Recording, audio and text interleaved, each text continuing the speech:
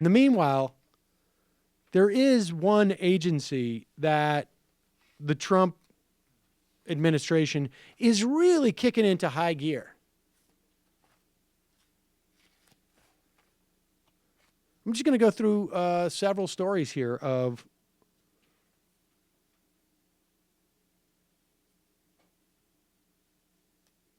what's going on around the country, because we're getting, this ICE doesn't put out a press release on all the people that they are. These guys are sociopaths. So let's go through a couple of stories from the past week or two. In Houston,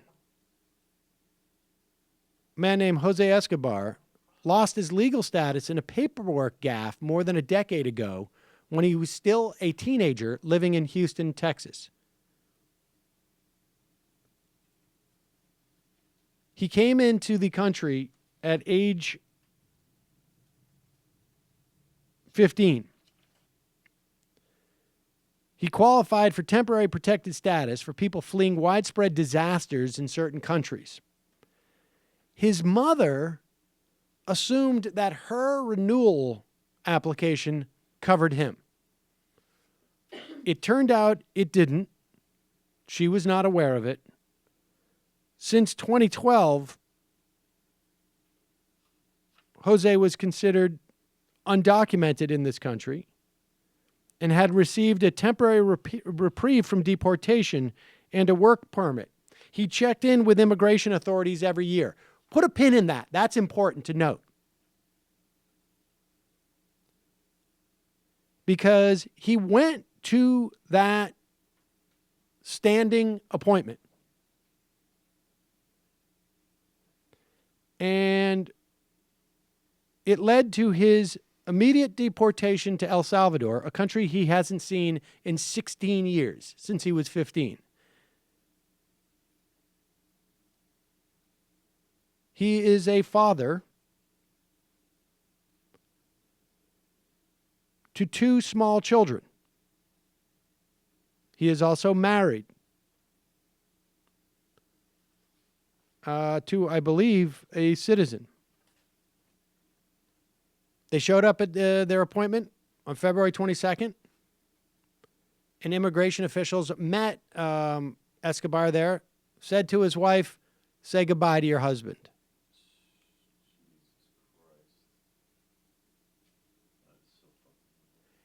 Rose is a woman he met in high school in Houston that he married. In Mississippi, a 22-year-old woman, Daniela Vargas. I should say, Jose Escobar has no criminal history. No criminal record. 22-year-old Daniela Vargas in Mississippi. She previously had protected status for young immigrants who were brought here illegally as children. Dreamer. Her permit expired last November. She had filed to renew it. She was arrested, will be deported. How many of those people, and there are tens of thousands, who have standing appointments with immigration authorities, right, where they're supposed to check in, how many of them are going to stop showing up at those? And then that becomes a predicate to going out and arresting them. A group of soldiers, family, and community members came together about a month ago in Chicago. Army Private First Class Miguel Perez, born in Mexico, grew up in Chicago, faces a deportation hearing because he committed a nonviolent drug offense. Why did he commit that nonviolent drug offense? After his 2 tours of duty in Afghanistan, he was injured in an explosion. He sustained a brain injury and suffers from post-traumatic stress disorder. He didn't get adequate medical attention when he returned home, started self-medicating with drugs and alcohol. He joined the Army before he could go through the citizenship process.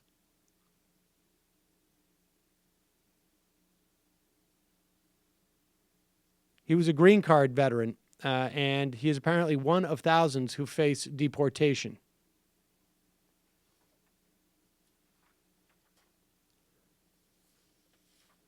In San Diego, a grandmother who is known as the backbone of a San Diego military veterans family was sent back to Mexico on Friday, more than 2 weeks after she was picked up by immigration agents outside her house in an unmarked SUV on Valentine's Day. Clarissa Arredondo, 43, is the mother of Adriana Aparicio, whose husband is a Navy veteran working as a contractor in Afghanistan. The couple has 2 daughters, 2 and 3, and Arredondo came to the U.S. more than 25 years ago, has been helping take care of them.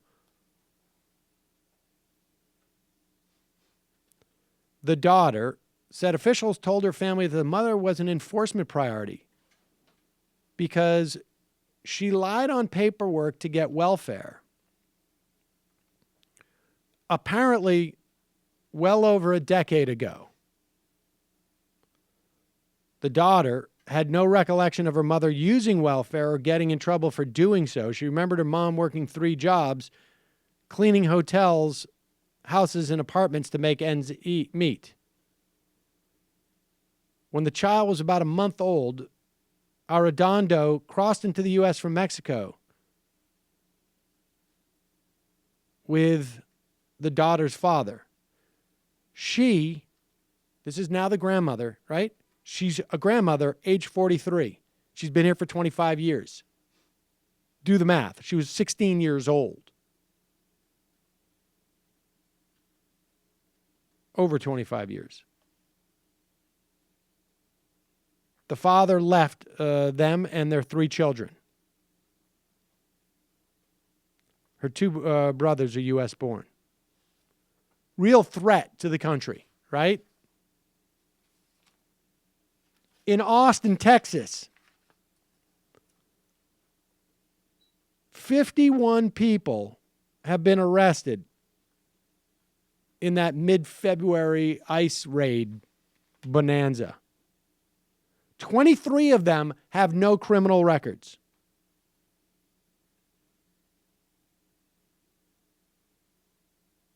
(23). 28 had built quiet lives and stayed out of trouble. And by no criminal records means like no DUI 8 years ago, nothing.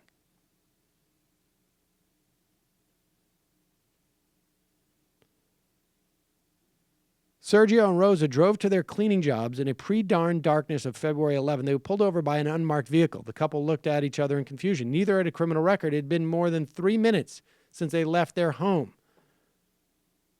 The confrontation would soon rip their family of 4 apart and separate them. Sergio was arrested that morning by federal agents. The couple had entered the country legally, but had overstayed their visa. Her husband decided to accept voluntary departure because the family couldn't afford a lawyer.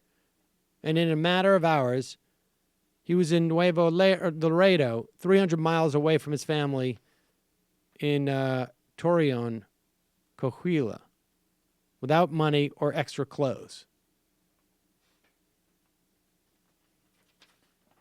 I mean, this is what's going on. This is a video. There's really not much to see here. You can see a man through a windshield of a car. Somebody's shooting this from the back seat of a car. And through the windshield, looking straight out, you can see a man with cuffs on him being thrown into an unmarked car.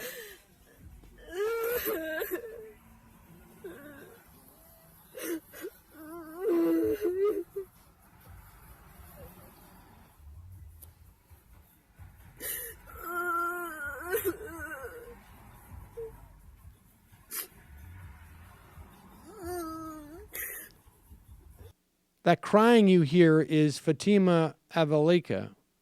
She's the daughter, the 13-year-old daughter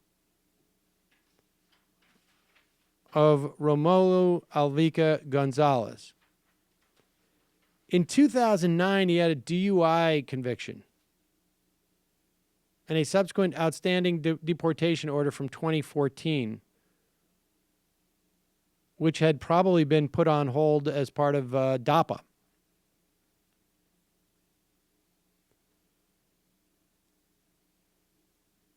He has been in the United States for 20 years. He has 4 children. 2 of them are now adults. 2 of them are probably in their teens.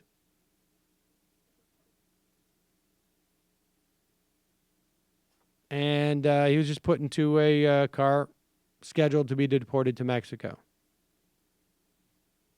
because of that 2009 DUI. I mean, that's what we're getting with the Trump administration.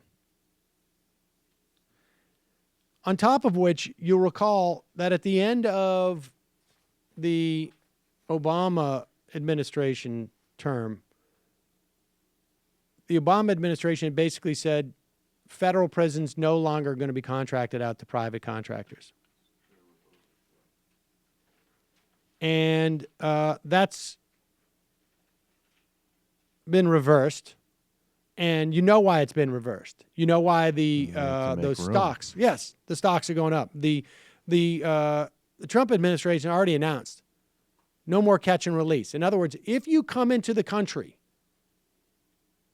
with your small child, what apparently is going to happen now, according to the expanded immigrant detention, is they're going to expand the program of facilities for detention of immigrant families seeking asylum in the U.S. This is according to a document obtained by folks at All In on Chris Hayes' show. In a town hall with the Department of Homeland Security staffers last month, Asylum Division Chief John Lafferty said DHS had already located 20,000 beds for the indefinite detention of those seeking asylum. That would represent a nearly 500% increase from current capacity. That's why they're not getting rid of private prisons, folks. Plan is a new part of set policies for those apprehended at the border that would make good on President Trump's campaign promise to end the practice called catch and release. And part of this program, apparently, is because this facility may also be used to separate children and parents. There was a leaked document which is claiming that they're now mulling over a plan to separate mothers from their children as a way of discouraging mothers from bringing their children into the country. So they would keep the mothers or the parents in the facility, and the kids would go into some type of other care outside of that facility. Maybe it's just an all-children facility. Be like Oliver. Maybe we'll see just an increase in musicals coming out of there. Is it true that in the 90s, that part of one of the things that Gingrich talked about with the Contract of America was bringing back orphanages or something to like separate poor children from their parents? Some aspect of that. So another like I don't know if that was part of the sick Contract of America. callback. Okay, but somebody in that zone said, like someone like Gingrich, I assume it would be him. Yes. And also didn't he in 2012 say that like poor kids should have to do like janitorial jobs at public schools? Yes. Right. There you go. There you go. Why don't we put these kids to work in labor camps? So this Homeland Security proposal, which would separate parents from their children,